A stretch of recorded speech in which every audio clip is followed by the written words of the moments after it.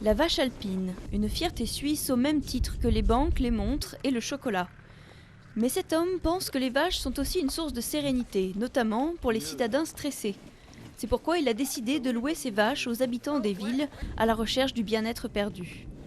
Moi, je crois que les citadins sont en manque de nature. Pas seulement de la vache, mais de la nature et tout ce qui en ressort. Parce que la vache, pour moi, je pense que c'est plutôt l'excuse. Et moi, je leur ai fourni cette excuse en leur fournissant des vaches.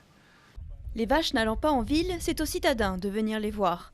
Ils peuvent rendre visite à leurs protégés quand ils le veulent. Nathalie est comptable, cette adoption un peu particulière est un cadeau d'anniversaire de son petit ami. Et c'est un grand moment pour elle d'enfin rencontrer Urania, son animal de compagnie pour les prochains mois. C'est un animal qu'on connaît quand même, enfin en tout cas que je connais très mal, finalement au niveau de son comportement. Donc c'est vrai que difficile à apprivoiser comme ça, puis d'être sûr de pas mal interpréter certains mouvements ou bien de pas être trop brusque. Et puis parce que c'est gros quand même malgré tout. Gros et têtu, comme le découvre vite Nathalie.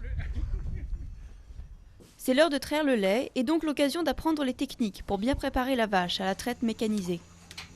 Mais la campagne, ce n'est pas que les vaches. Les parrains et marraines s'engagent à travailler dans la ferme pendant au moins une demi-journée. Une tâche qui ne dérange pas du tout Nathalie.